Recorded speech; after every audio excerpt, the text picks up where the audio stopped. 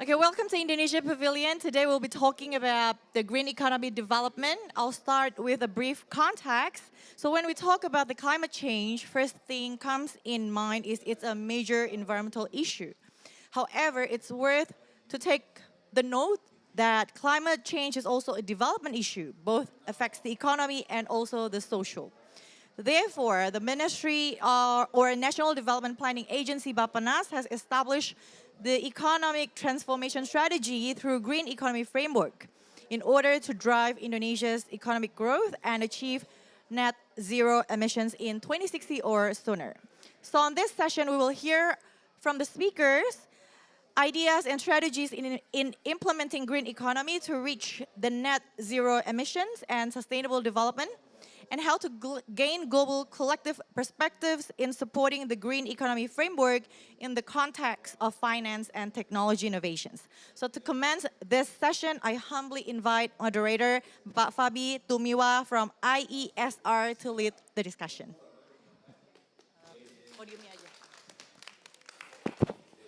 Thank you and good afternoon. Welcome to this session. Our event today, Transforming to Inclusive Green Economy Development Framework Toward Net Zero Emissions. So it's a very hard topic, right? But I hope you're awake, and we have a very exciting panelist today, and I hope you get insight from our discussion. And to kick off this session, I would like to invite Ibu Vivi Yuliaswati. She is the Deputy for Maritime Affairs and Natural Resource at the Ministry of National Development Planning Agency, or Bappenas. And Bu Vivi will deliver a keynote presentation as well as to setting the context of our discussion today. Bu Vivi, the podium is yours.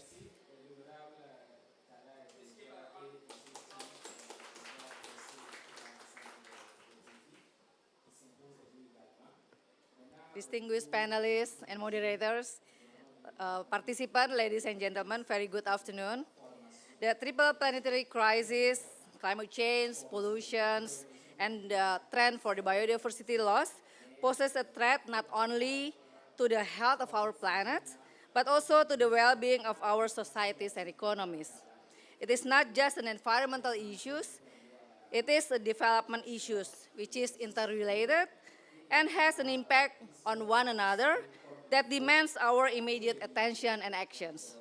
Today, we want to emphasize the gravity of the issues, their interconnectedness, and the urgency of adopting a holistic approach to ensure a sustainable future.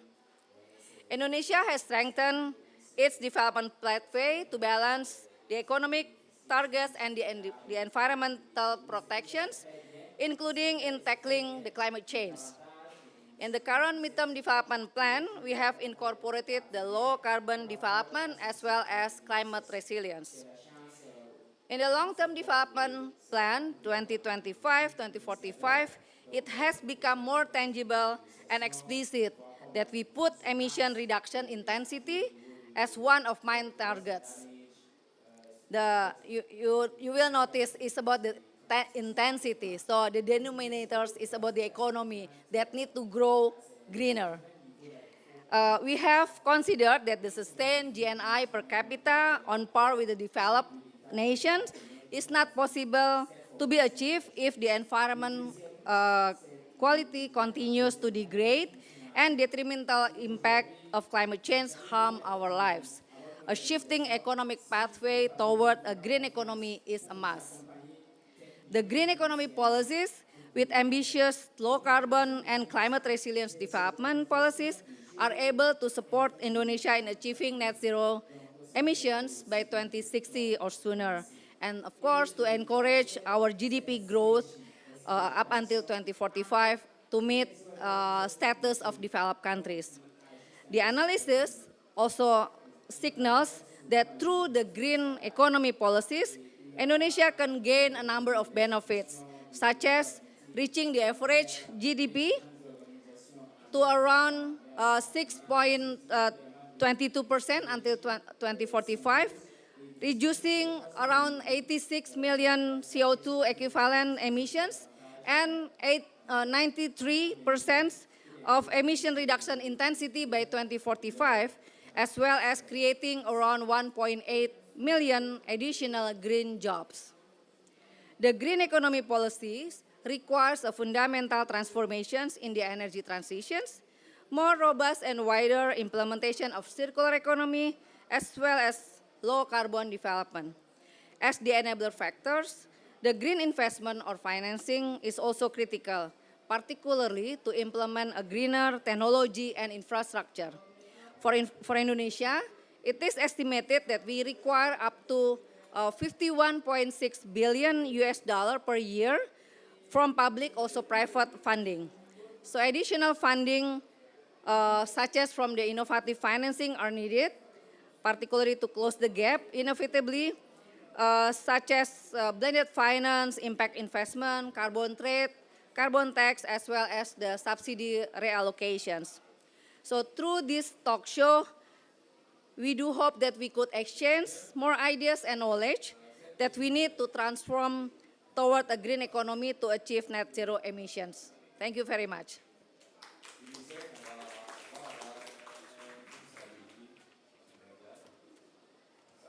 Thank you.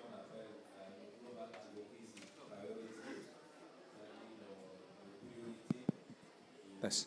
Thank you, Bu Fifi, for your keynote presentations. And it's highlighted that now low carbon development is the paradigm of Indonesia development planning toward 2045, 2060, right? So, and it's being highlighted that we need a lot of investment. And what I really, I'm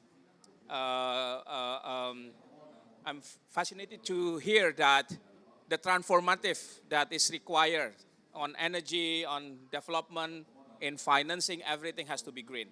So to continue the dialogue, I will invite my panelists here. We have a very excellent panelists. First, I would like to invite Ibu Mirna Savitri, Deputy of Environment and Natural Resources of Indonesia, Authority of Nusantara National Capital. Bu Mirna, please come on stage. I would like also to invite Pak Medril Sam, Director of Environment of National Development Planning Agency. Welcome. Please come to the stage. I have three distinguished panelist speakers from abroad. First, I would like to invite Ms. Matt Webb, Deputy Director for the International Energy Transition Team in the International and Net Zero Directorate of the Department for Energy Security and Net Zero. The name is new, right? From United Kingdom. And please join me at stage, Mr. Justin Wu, Managing Director and Co-Head of Climate Change Asia Pacific at HSBC Asia. And last but not least, please come on stage, Mr. Philip Gas, the Director of the in the ISD Energy Program. Thank you. Everyone is here. So we will have a discussion in 3 rounds. So I will ask questions to all panelists, and you have very, very short time to answer, right? You have like 4 minutes max each round. And we will have 3 rounds of questions. So the first 2 rounds, and then I will give opportunity to the audience also to ask questions to our panelists.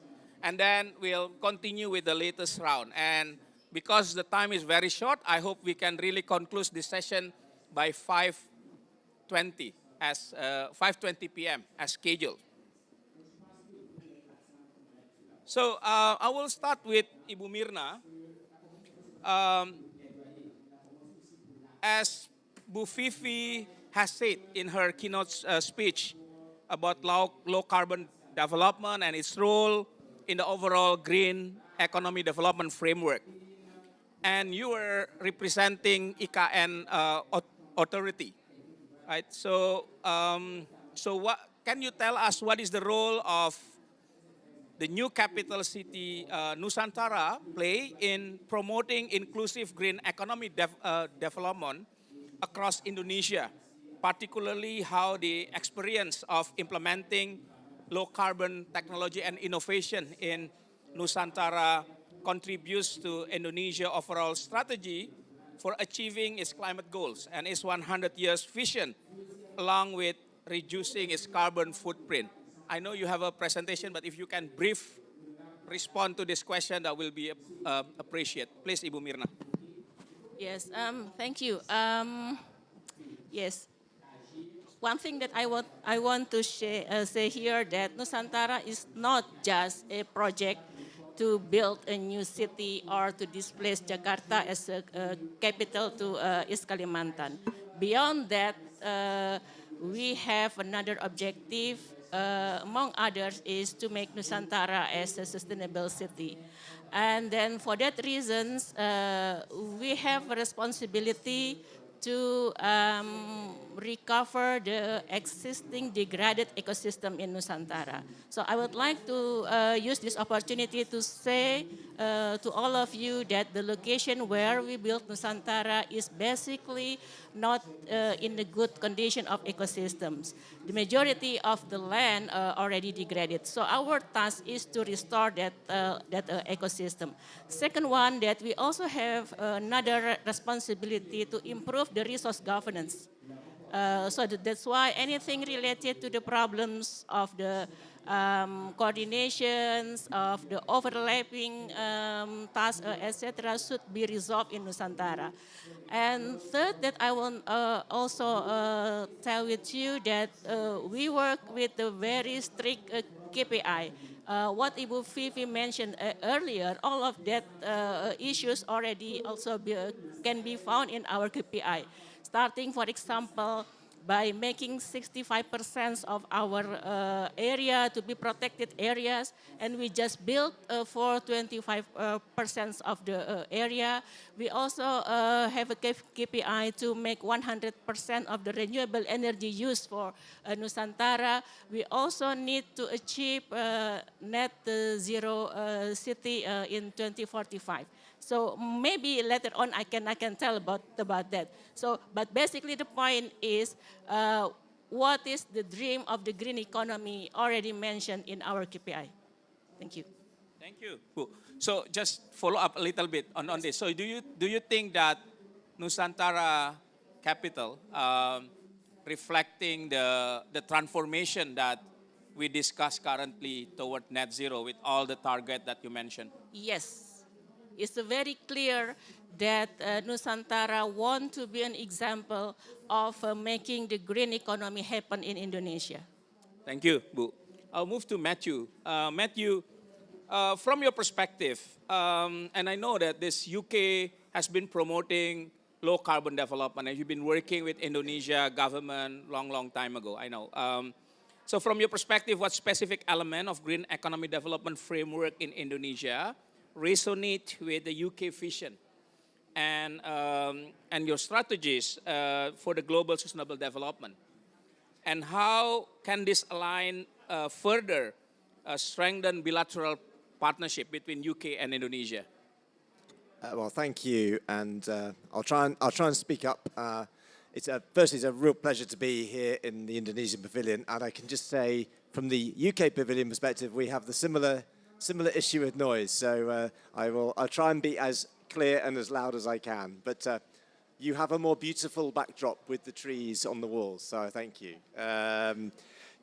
I mean, as you said, we're very pleased to be working so strongly and closely with Indonesia and the different agencies. I'm actually here representing my Foreign Office colleague, Sean Hillhorst, who would be here. I've been quite involved in the international scene on energy transition. And I mean, just to keep to time, I think what's really exciting is, you know, the elements of the new green economy development framework are, you know, very strongly aligned with what the UK has been doing over the last decade. And I think it's those similarities which are setting that long-term plan, giving certainty, particularly to business and industry, so that you can make the transition investable. So what I think is really interesting is that the UK, it's been since about 2008, 2009, We put into law our goals. We upgraded them a couple of years ago to be net zero for 2050.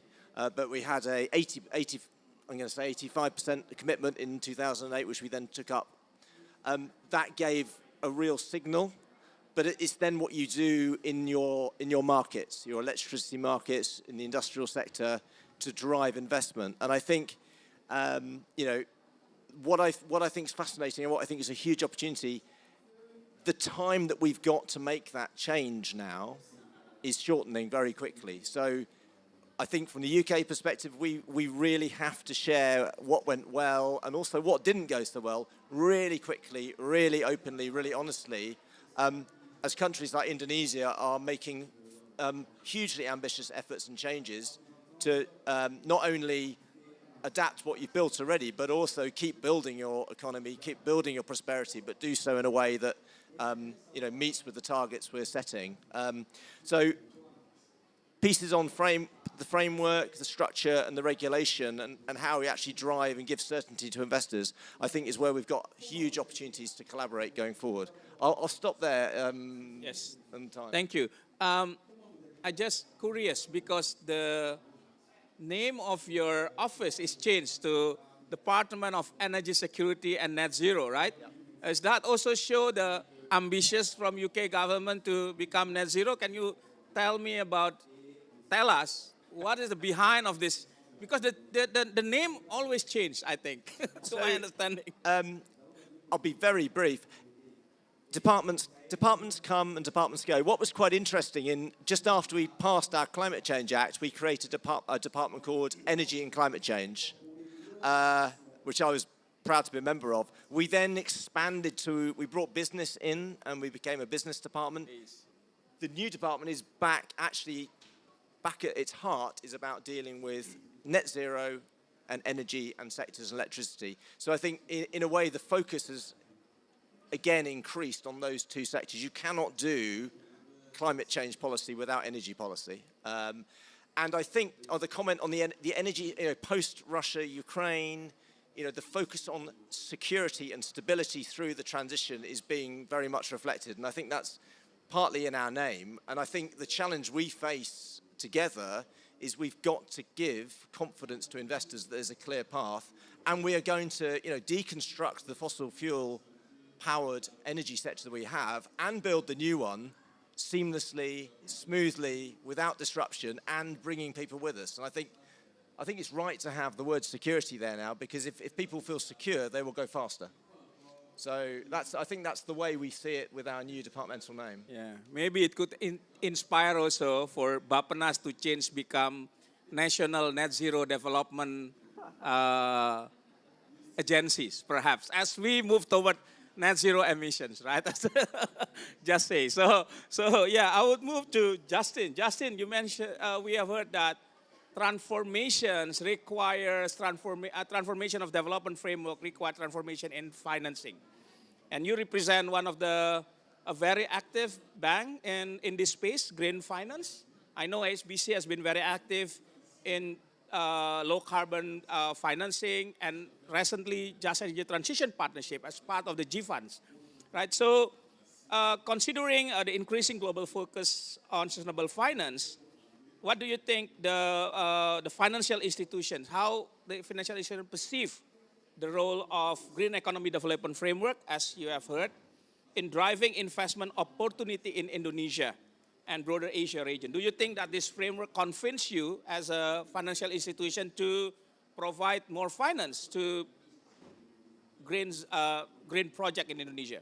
Sure. Thank you for the question. And the short answer is absolutely. We've been in Indonesia for many decades, right? We've had a long presence in the Asia Pacific region and then in Indonesia as well. I think that at the beginning you mentioned that it's important to link the mitigation of climate change or transition net zero with development, right? I couldn't agree with that more, because in some ways, if you think about it, right, ourselves and many of the other banks financed the development of Indonesia over the past 4 or 5 decades, right? The impressive economic growth that's been achieved in Indonesia was a result of development and quite a bit of financing. Now, the next 30 years or 40 years where we need to achieve net zero, we need to achieve a net zero economy, I should say. Now, that requires a lot of financing as well, right? And that's obviously a question of development.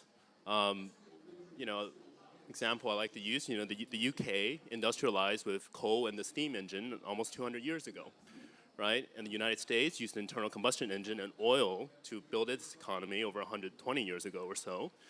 What is the technology of the future that Indonesia and other emerging countries need? Is it the same path? Or do we have new technologies that we need to deploy, such as renewable energy, such as electric vehicles, smart grids, et cetera, right? There's many of these things out there. So I think there's a very real development question about how to build the net zero economy. And that absolutely should be, I think, discussed, you know, in conjunction with the question of economic development. In other words, all these numbers that we hear at COP about trillions and trillions of dollars needed every year to mitigate climate change, et cetera, that's not in addition to everything else you do. That is what you do. That is your economic development plan for the future. And yeah, I think to get back a little bit to the question you asked, absolutely, we want to be there to help and finance that. And as a financial institution, you know, we have a role to play to facilitate that, right? I mean, we need to do it obviously in partnership with governments and other financial institutions, regulators, and the real economy and everything else. We need to work together to achieve that. But clearly, we do want to help as much as we can and have that real economy impact. Yeah, just to follow up on that, because you also work in the region, right? Asia-Pacific region, to be specific. So how do you see that this kind of framework that Indonesia has put forward, right? How this attractive? How is attracted financial institutions compared to other countries in the regions? Because I believe we are not the only countries that project, but how do you think this kind of framework would drive the competitiveness of Indonesia in attracting private finance? Sure. I mean, look, in one way, you can always say there's a competition, quote unquote, right, between different countries. But I don't think it's a zero-sum sort of competition. It could be a good one, right? One where you know, we all need to embark on this together. All the countries have signed up to the COP, the UNFCCC process to mitigate climate change, et cetera. So we all need to move in that direction, right? So I think having frameworks is very important. Now, I think from a financial institution's perspective, we do prefer that countries trying to align as much as possible in terms of frameworks and incentives, et cetera. That actually does help in some ways. But, you know, if there is obviously some level of competition to strive for greater excellence, to raise the bar, so to speak, I think that's a good thing, right? That could also been done in a very good way. But look, I mean, fundamentally, Indonesia has a lot of potential, has a lot of needs, right? A lot of financing needs, very ambitious development plans, and our customers there tell us, you know, they have sustainability journeys that they need to go on, and that requires finance, right? And we want to play a role in that, but we also want to facilitate and catalyze others to come along that journey as well. Thank you. Philip, your organization ISD has been working on the development issues, energy, climate issues, right, for a long time, and have been active in Indonesia also. So, but can you tell me what international policies or framework that exists currently that can provide guidance and support to countries like Indonesia in achieving a just transition to green economy, and in particular emphasis on clean energy? As Bu Vivi already mentioned, that we need transformation, we have to transform our energy system as well. Yeah, I was looking at her presentation, and she had all these fiscal mechanisms, and you sort of see, well, there's so much you can get out of subsidy reform, there's so much you can get out of carbon pricing, and you add these up, and that's how you get to net zero, that's how you get to your goals over time, both in terms of emissions reductions, but also in terms of, you know, how you raise finance, because there's two sides of it. There's the domestic and the international.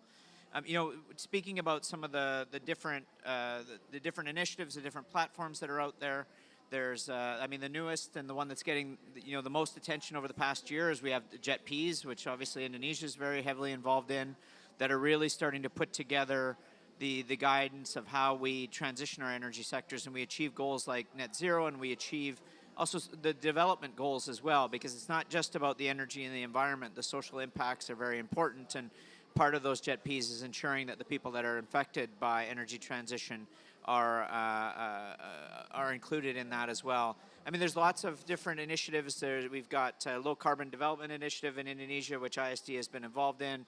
Internationally, there's also the low emission development strategies, NDCs, the nationally determined contributions, and then you have sort of external organizations like Global Carbon Pricing Challenge, PPCA, which the UK is involved in. And so there's a lot, and there's potential that it's overwhelming, but I think what we try to do is look at, well, what can each one offer individually? And so the JET-P, a big part of it is that there's a financial plan there, and that we identify the level of finance needed, and we start to get an idea of what the different goals are.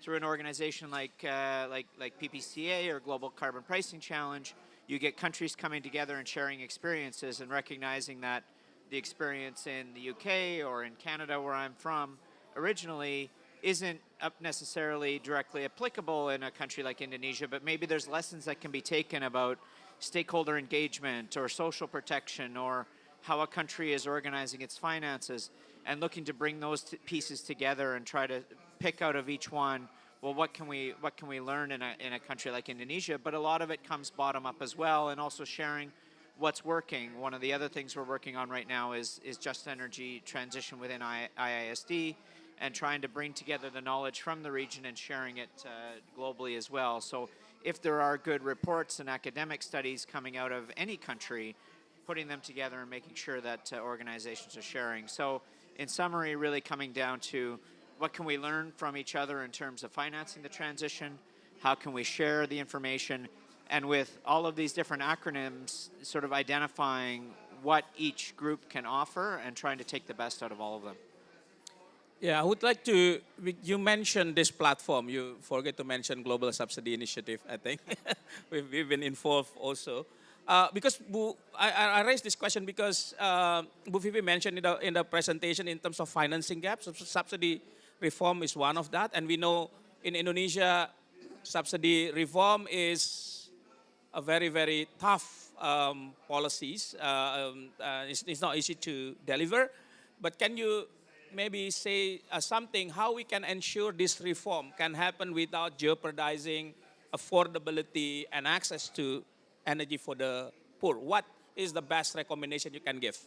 Yeah, I think, and I'll be brief, on the Global Subsidies Initiative, what we're really looking at is the main thing to sort of understand about subsidies is subsidies are often in place to deliver social goals. They're to reduce poverty, they're to increase energy access, they're to support jobs. And so the idea of the Global Subsidies Initiative, and where IISD is working in Indonesia on electricity or transport fuels, is we recognize these are hard because you're delivering development goals through these subsidies. And so we want to reform them because we want to direct finance towards clean energy and to development. But we also need to recognize where we need to, if we're going to reform subsidies, we need to reinvest in social goals, in healthcare, in employment, in poverty reduction. And so part of it is, how do we deliver those goals without a fossil fuel subsidy? Are there ways or if a subsidy is absolutely needed, how can we target it the most so that it's getting to those that most need it, low-income households, people who struggle with energy access, and not blanket subsidies that contribute to climate change. So really it's about targeting the social goal you're trying to deliver and finding out how you can do it without a fossil fuel subsidy and redirecting the revenue that way. Thank you, Philip. I would like to go to Pamendril. Right? Pamendril, your unit is, I think, responsible of this, developing this framework, right? And I've been working also together in the past to shape this framework. So, so from your opinions, what are the challenges and opportunities Indonesia face in transitioning from brown to green economy, right? And how does the government plan to address any barriers hindering progress toward achieving net zero emission? More precisely, how we identified opportunities and reforms that coming in the upcoming medium-term development plan and long-term development plan. Okay, thank you very much, Pak Febi. But before I ask your questions related to challenges, I really would like to inform the audience that our country right now has set a very ambitious targets to reach our net zero emissions. Please allow me, if colleagues, if you can present the PPT slide number 3, if I may. Well, during, actually, we have already set the long-term development plan. Not this one, my presentations actually. Well, we have already set a very ambitious target in our long-term development plans that will be set as a law. Set as a law. In our scenario to reach these ambitions for the 2045, actually, it is much more beyond our enhanced NDC. Because actually we really would like to see, this is the figures. Actually, I need to stand probably, so. So everyone can see this. Yeah, this is the scenario that we have already developed in our planning documents. And this scenario will be set as a law and to be guided for any presidents in the next 20 years.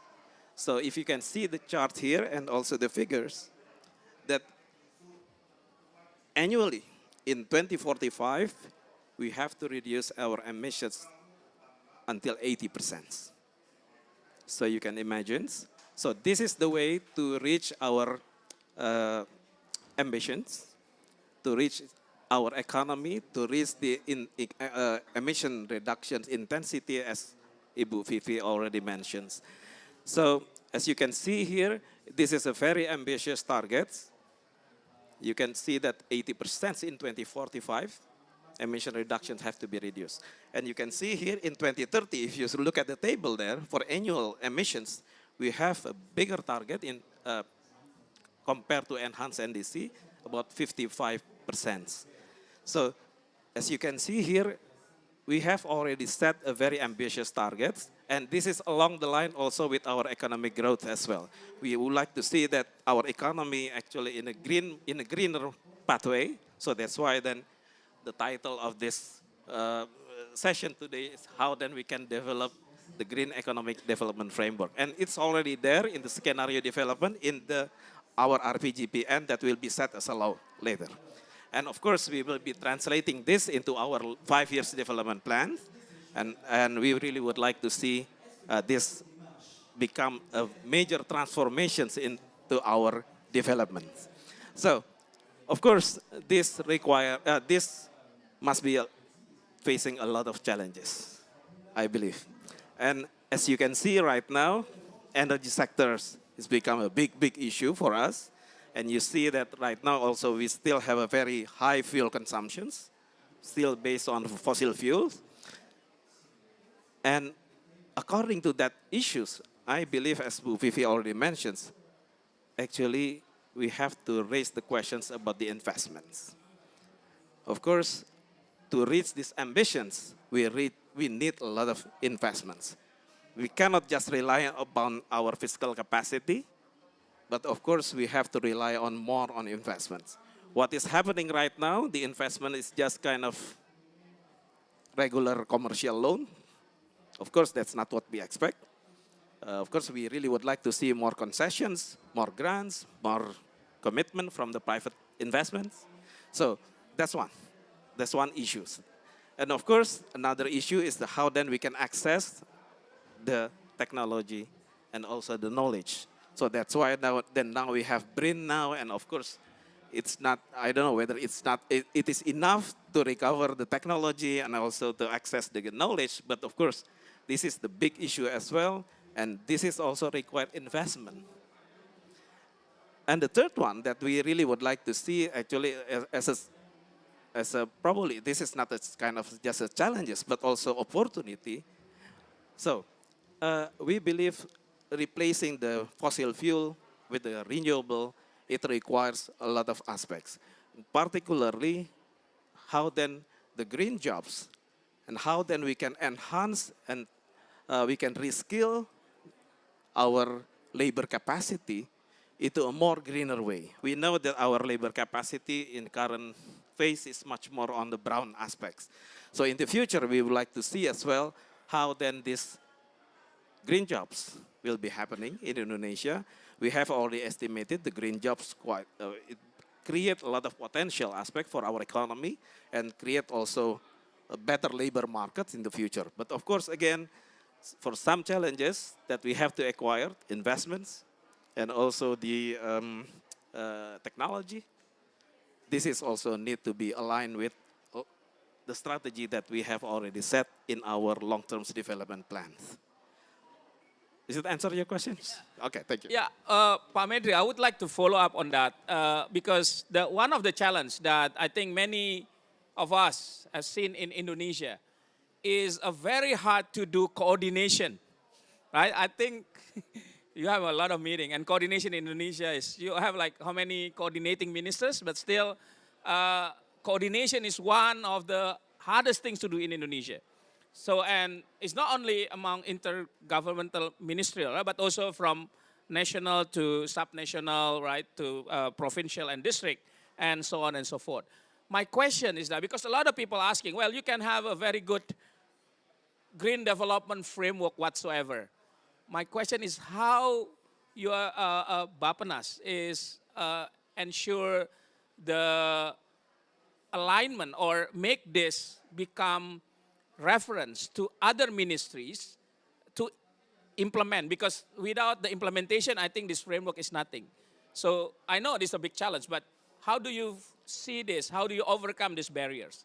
Thank you, very important questions. Coordination is a big issue for us, right? And we know that a lot of plans, a lot of programs that have been made, not only just by the line ministries, but also by the local governments, even by the NGOs, you can name it. So, in our context, of course, we have been collaborating with the line ministries, but to secure what we have already planned so far, actually, these long-term development plans that we have already set, that will be stated as a law. As a law. So it's not just a presidential decree or presidential instructions, but this is law. So why do we have to go into that way? Because we really would like to see that our framework that we have already set will be followed by any presidents that will be elected, by any line ministers that will be elected later. So then we have provided them a very strong corridors to reach our ambitions. We have very ambitious target in net zero emissions in 2060. We have provided them with the scenario of development. We have provided them with the targets that every president will be followed. Thank you, Pak Medril. I think quite assuring for all of us, right? That this will not go on astray. And I think it's very important that we have this law and as a reference for any, not only ministries, but also presidents in the next 20 years, whoever become the presidents, right? We are going to have election next year. So that's why very, very important issues.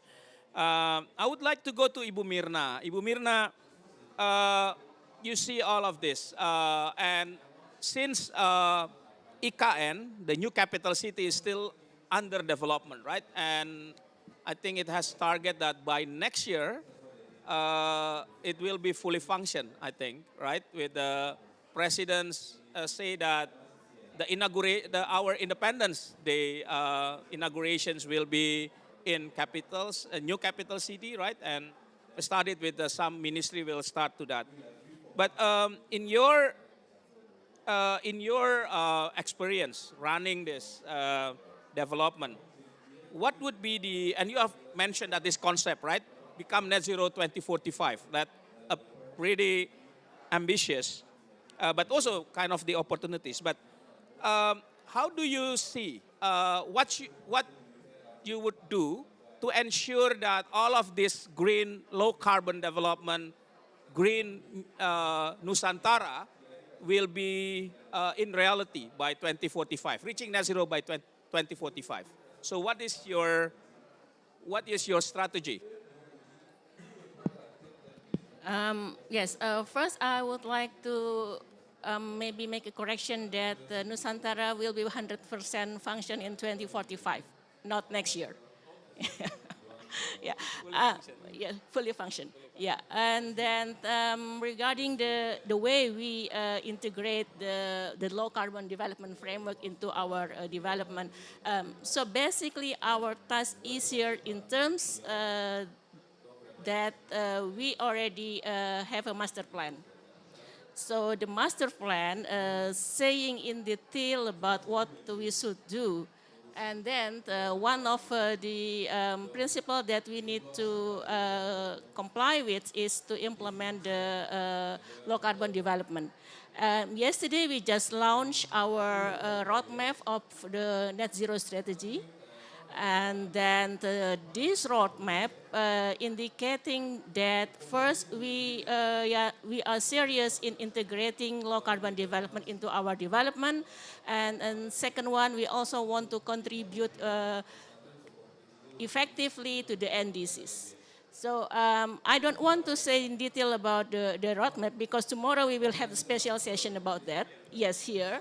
But basically, with the roadmap, we want to show that we are serious in achieving that target. Yeah. So.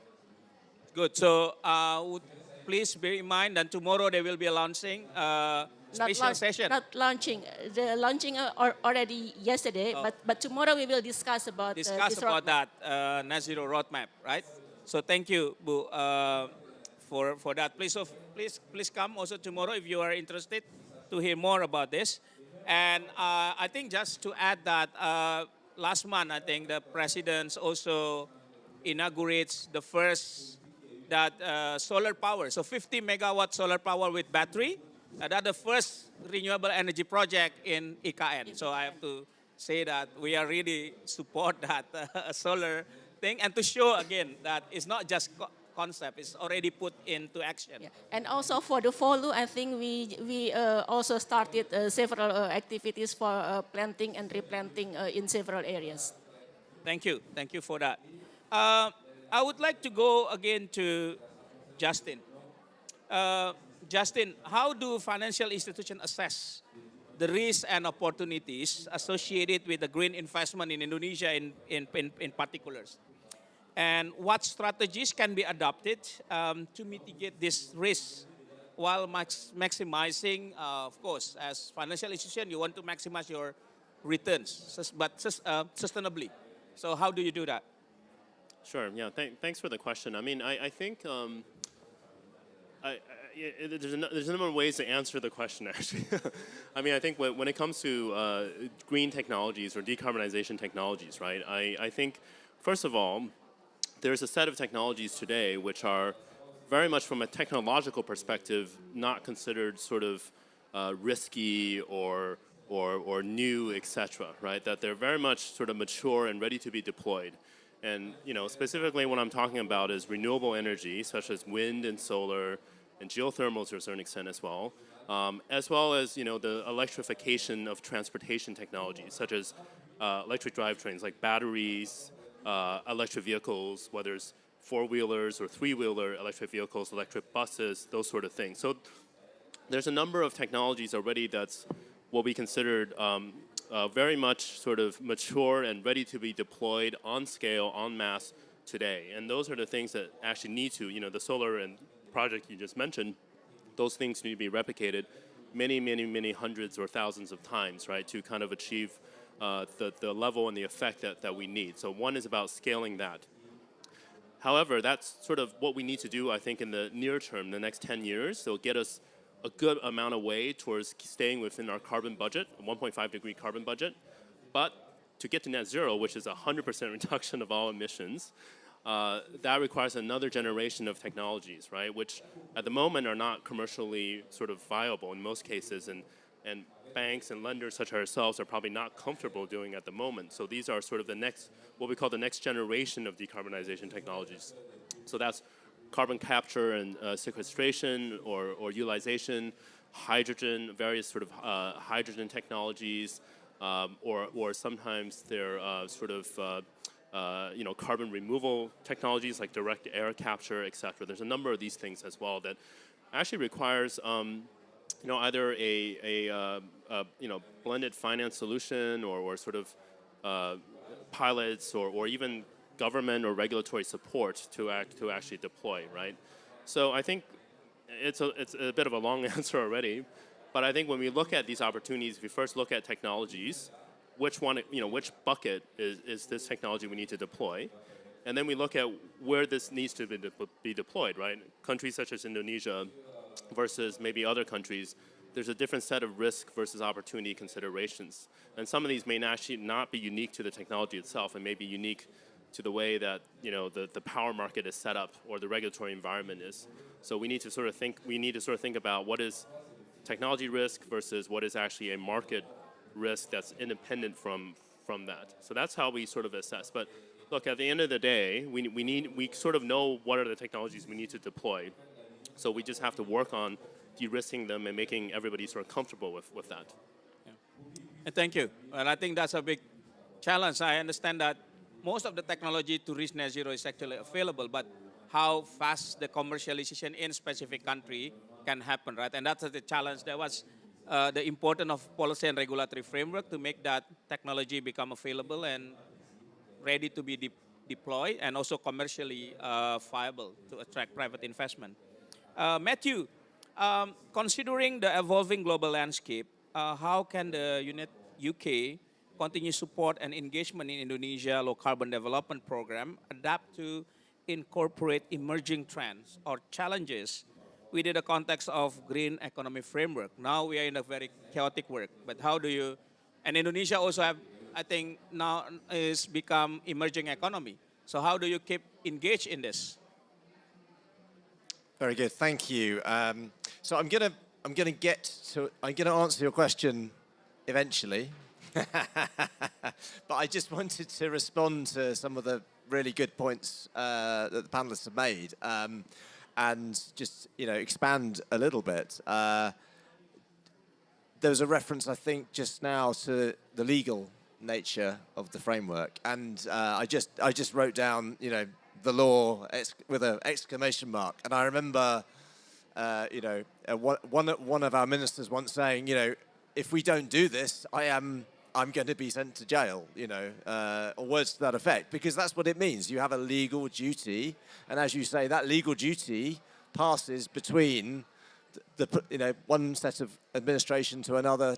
So it is not something that is there to be swung between the political cycles. It's a long-term, enduring framework, and I think that's something which has, served us well in the UK and continues to serve us well. It also, I would say, we had a moment in March where we had to respond to challenge from the public to the quality of our plans,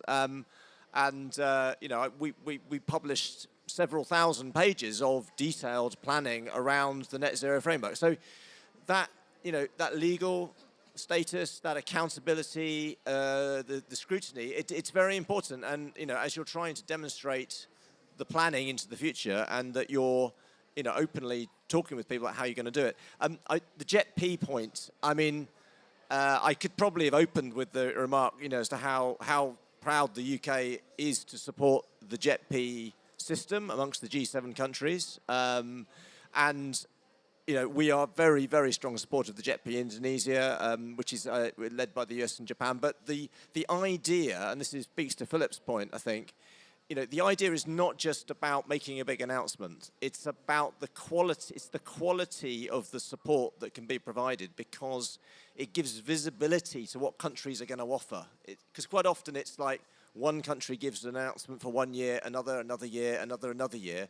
This is about a long-term enduring relationship where we can align, put our money together, minimize that duplication, which always happens with a lot of bilateral work, and actually move forward. But it's something that we've all got to support, because the transition is going to be 10, 15, 20 years, and it's going to require concerted long-term effort. So, you know, we are fully behind the success of the Indonesia JET-P, but we are, you know, completely working to coordinate as strongly as possible with other countries. And, you know, speaking as a bureaucrat, coordinating across ministries on systemic change is a huge challenge. Just the one other thing I was going to say, looking at my notes, in terms of just how we can, you know, we can support. There's this piece I touched on in my first answer about, you know, the better the policy, the more that investors are going to choose to invest, and the lower the rates, you know, the lower the rates and the project investment costs. I mean, in the UK at the moment, we have enormous investment requirements. We are looking to put in 50 gigawatts of offshore wind by 2030. We need to, you know, over double the grid connectivity in the UK. A lot of our wind is in the north of the UK, and lots of people live in London in the south, and we need more cables, we need more wires, and that's, you know, upfront investment. So investor certainty is a key phrase, and I think that's the role where, you know, sharing policy experience really quickly. What we're learning now, I mean, we are trying to reduce the queuing time, the speed at which we can get renewables connected. We have we are making changes today, this year, to get those projects on. We need to be sharing that process, how we do that. But in the short term, you know, public finance can really help. Concessional finance can really help just bring down that cost of capital, you know, lower the hurdle rate for those projects and really accelerate the investment. So again, it's that mix of sharing domestic experience and learning, and also providing that sort of concessional capital to really, you know, reduce those barriers. Anyway, sorry, I may have answered your question, but I took you such a long route, you didn't realize if I did answer the question, so I'm apologizing. Cooperation, support, sharing, lesson learned, best, I think, to improve policy and regulatory framework, to reduce risk, and provide what also Pak Mendril mentioned, concessional capitals, right? It's very, very important. I think in Indonesia context, that's how you're going to engage more with Indonesia. Philip, we just briefly mentioned about the technology that's available for decarbonize our energy system. But can you tell more about what is the emerging technology that we should be aware? And again, I think back to that, the initial discussions, that what kind of policy framework can you tell that the Indonesia to prepare to facilitate this rapid emerging clean technology to support our energy transition? Sure. So I'll start with the technology side of the question, and I think what we're advocating for at ISD is not looking for bridge solutions. Look for the end solution. And so anything that's true renewable clean energy is what we're looking for. We're not necessarily looking at moving to gas or carbon capture, green hydrogen, solar, wind, all of these technologies that are going to be with us for the next 100 years, not the next 20.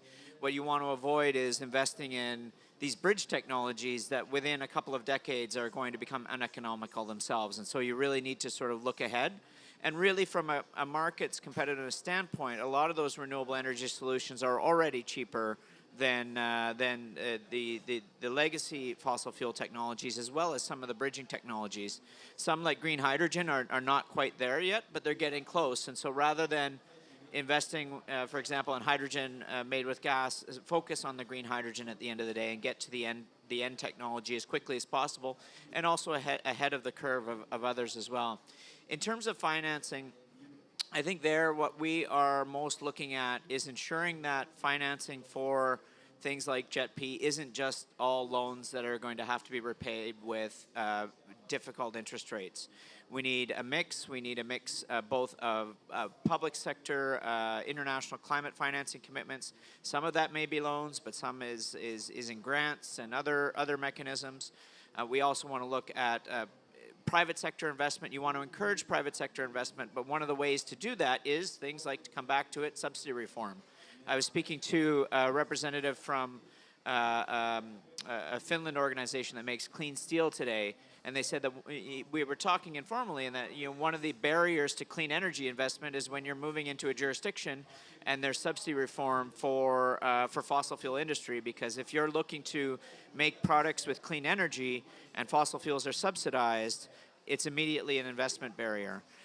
We also need some basic regulatory changes to enable clean energy investment. In a lot of jurisdictions, clean energy investment is seen as high risk because, and this isn't necessarily specific to Indonesia, but in several countries where the investment has been based on coal, and you can plan on coal for the last 50 years. You know how coal works, you know what the price is going to be.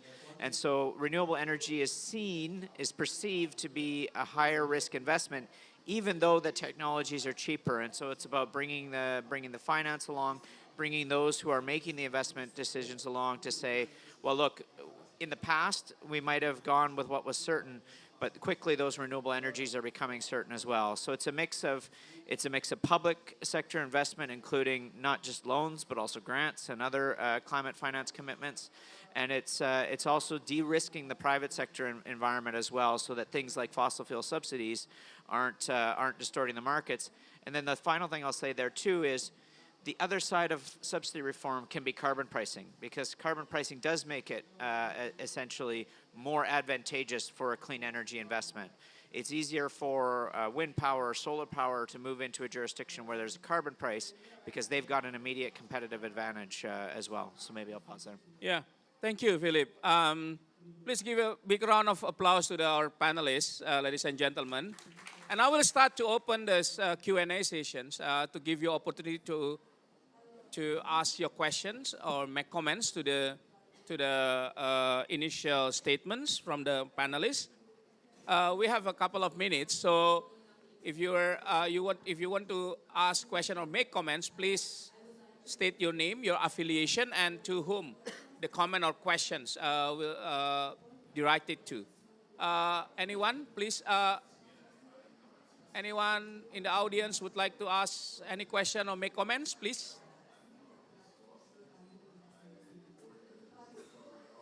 No? Are you sure? Okay, I'll let you think about it. But I will like to follow up more on this. Maybe because Philip already mentioned very interesting thing about carbon pricing, and also in Bu Vivi presentation, carbon pricings. Yeah, I heard yesterday that Singapore and other some countries already launched this transition, what they call transition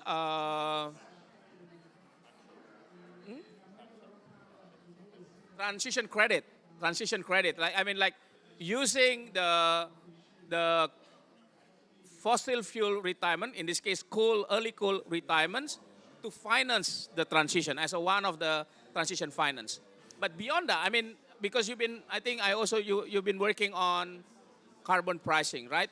So maybe can you give us kind of the example from the best policy in implementing carbon pricing that can be adopted for Indonesia, so we can mobilize finance also to support the green development from that? Sure, I can start, and I'm sure others might have things to say as well. I think with carbon pricing, I think there's a lot of similarities with subsidy reform in the way that you want to address things. I like to say that, if you do carbon pricing without subsidy reform and subsidy reform without considering carbon pricing, it's like you're in a boat and the boat is leaking. And so by doing subsidy reform or carbon pricing, you're taking the water out of the boat. But unless you fix the leak, the water is going to keep coming in. So you need both tools to be able to really finance the transition. I think what we're hearing about that there's a lot of concern is there's sort of three aspects that we look at ISD. One is the domestic design. Are you tackling the right sectors? Are you achieving the balance between ensuring that the carbon price is strong, but not so high that your industry potentially moves to other jurisdictions. So there's that technical domestic design element that's really large. And then there's also the international side of it as well, looking at things like border carbon adjustments. If Indonesia is an exporter of products and you're exporting to a place like the EU where it has a carbon price in place, there's a concern that you might pay penalties or pay fees to export into those markets. So you want your carbon price to be internationally robust so that it's compatible with other international systems, be it the EU or elsewhere. The third element of carbon price, and to me the most important, is public acceptance. If we've seen it over and over again in jurisdictions around the world, whether it's subsidy reform or carbon pricing, if the system isn't implemented correctly and the people who are affected aren't actively engaged, you have opposition and you see public demonstrations, and often those systems get repealed because there's pressure on the government becomes so high. And so what it's about meeting with stakeholders, meeting with workers, meeting with civil society, meeting with industry and business to develop a plan that everybody can find accepting. Because all of those groups want to tackle climate change, but they've all got very specific interests. And some of us are able to think about, 10 or 20 years down the road, where a civil society representative said to me yesterday, I think about the end of the month, and that I'm going to be able to afford fuel and I'm going to be able to afford food. And so working with these groups to make sure that they're going to be accepting of a carbon price is really half the battle, so that once it's in place for a long time. Thank you. Justin, back to you. How do green finance and sustainable investment align with Indonesia's broader economic and environmental objective? And how can this alignment be leveraged to further promote green economy initiatives? So from your financial institutions perspective, how do you see this? Sure. Yeah, I think we've touched on this topic in a number of ways already. And also some of my fellow panelists, I think, have touched on it, right? I think maybe what I'll talk about here is how do we, the way that we work with companies, right? The real economy companies in Indonesia, for instance, right? So obviously, I think, we talked about a number of drivers, but a number of these companies either want to adopt new technologies or they want to increase their ESG KPIs in some way, their environmental performance or their, sustainability performance, et cetera. There's a number of things they want to do, right? So the way we support them is we try to offer sustainable finance products to a certain extent to kind of help them along, right? And I think a lot of it, look, I mean, it's a big topic to talk about this at COP, but simply I think one is that there's a lot of investor sort of demand for obviously, sustainable finance products for companies to be able to say that, look, I'm making progress towards the decarbonization, I'm future-proofing my business, I'm adopting new technologies, I'm doing good by the environment and other areas as well, right?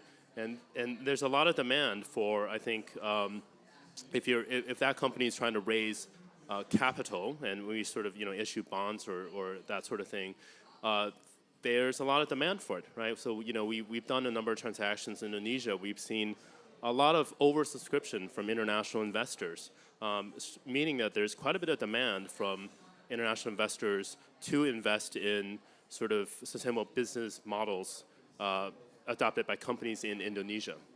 So that's a very positive sign, I think, right? So that means that, there is international financial support for a lot of the goals that are set. Now, of course, the devil is sometimes in the details of how you sort of line this up and make sure that we can do enough of it, and we make sure we have very good sort of objectives behind it. But ultimately, I think there is a good sort of momentum there.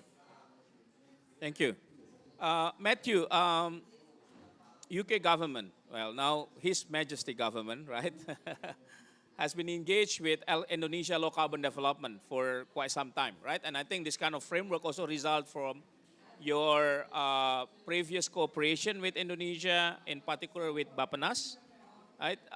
So can you share with us what do you foresee about this framework, and how UK government will support, in what way you're going to support Indonesia, in this case Bappenas and other counterpart perhaps, in make sure that this framework, as Pak Medril mentioned already in law, right, can be implemented effectively and lead to the objective 2045? Yes, thank you for that question. I mean, I'll touch on just a couple of points. I mean, I think, you know, we're very, very pleased, as I say, to be cooperating. Don't think that's me. There we go.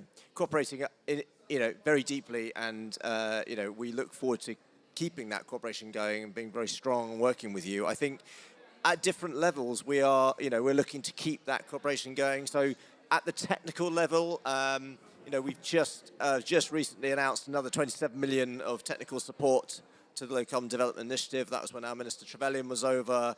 Under the JET-P, there's a $1 billion of loan guarantee within that $20 billion package, and you know, in between, as I said, I think you know, I touched upon those systemic changes we are making in the UK right now, which, as I said, finding faster ways to work and share that knowledge, share that skill, and you know, effect that paradigm shift in terms of how you regulate, how you operate, how you get that blend of policies right is the piece in the middle. And I just, again, picking up on the answer previously, I was reflecting on the number of different, this can't be an ideological debate about, you know, is it that mechanism, is it that mechanism? I was reflecting over the last 10 years on what we needed to make a change from, it was 40% coal on our energy mix in 2012, and it's going to be gone next year. So it's about a decade, but we needed carbon price floors, we needed capacity mechanisms for supply, we needed contracts for difference.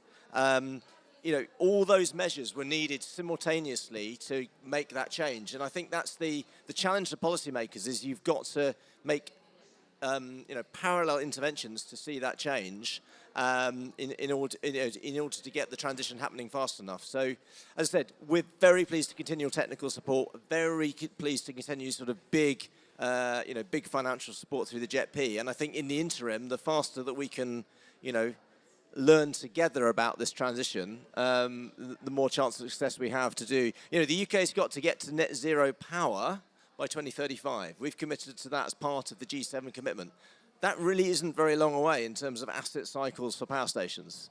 So these changes are coming at us very fast. I mentioned the grid connectivity. So the policy space is dynamic, even where there's a sort of mature energy system that's been put in place over 100 years. We're having to run really fast to make the change. So we have to do that extra work internationally in, you know, in deep cooperation, so that, you know, we're all able to get where we need to be at, you know, the pace that the Paris Agreement requires. So there we are. Very interesting. I think I like you pointed out that it's that learning together and understand about the dynamic as we are moving toward net zero energy system, for instance, right?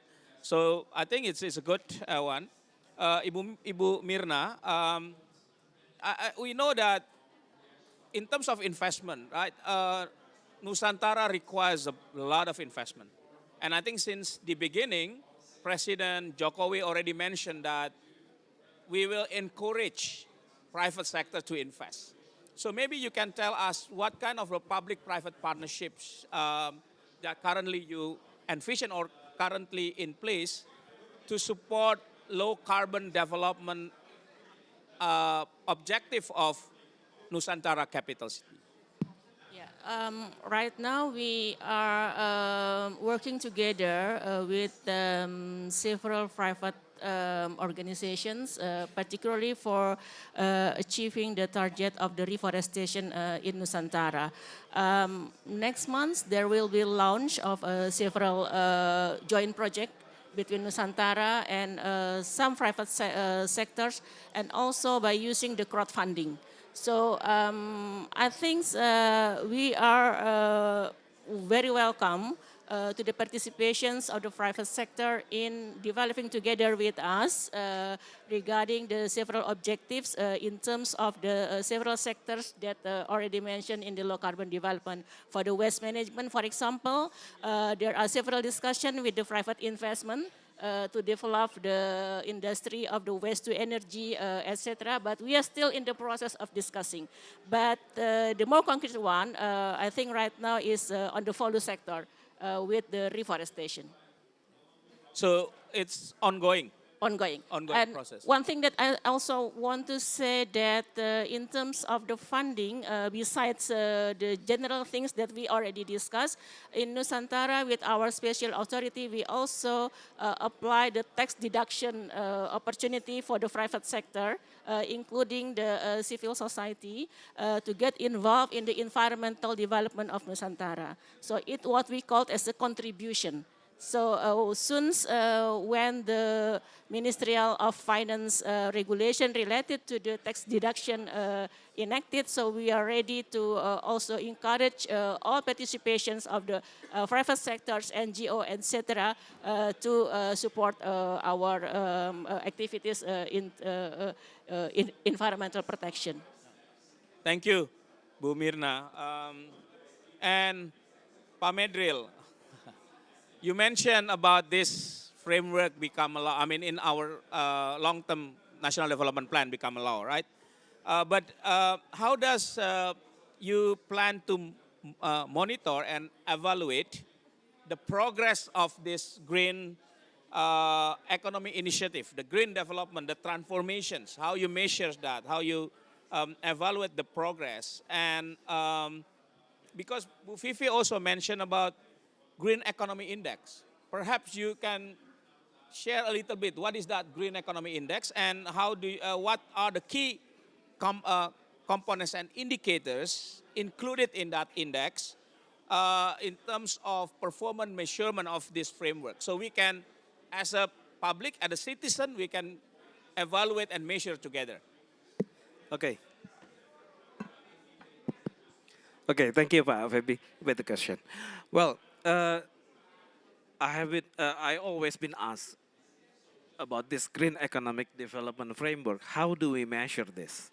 Because this green economic framework actually has been discussed from so many years, and we have been asked by the publics that we need to have a kind of measurement of this. So then we know where we are now, how green our development is, how brown our development is. So actually in 2021, in year 2021, we have already developed the measurements, so we call it Green Economic Index, and it has been launched in our G20 meeting in 2021, yeah. And this Green Economic Index comprise about 15 indicators. And one of them, of course, emission reductions, emission intensity reductions.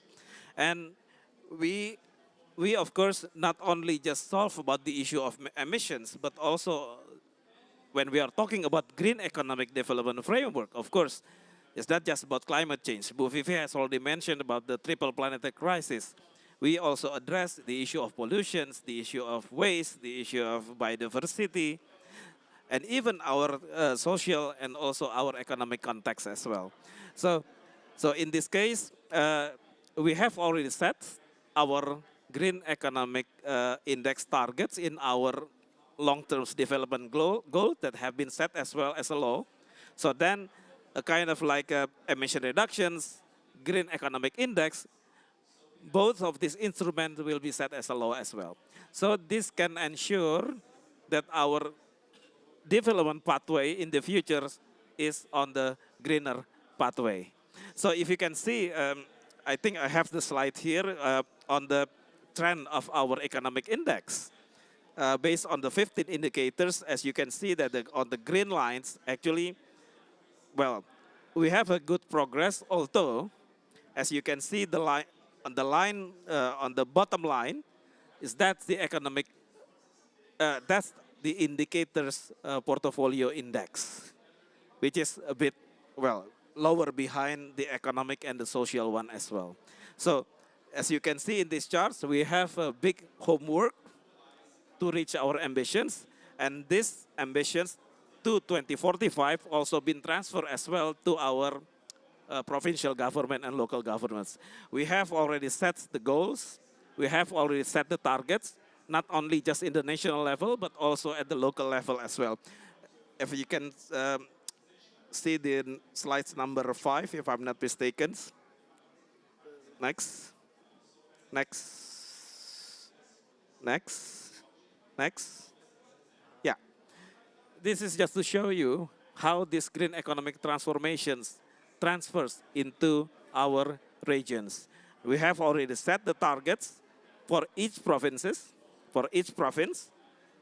up to 2045. We have set the scenario development, and also we have set the green economic index, and hopefully whoever the governors, majors, districts later, well, will be follow this pathway.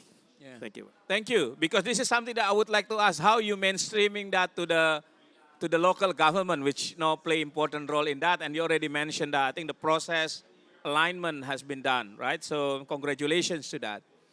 Ladies and gentlemen, that end our session today. Thank you very much to all panelists for your excellent presentations and also your talk. Please give a big round of applause to all the panelists. And with that, I would like to end this session. Thank you very much also to Bu Vivi for making the keynote speech.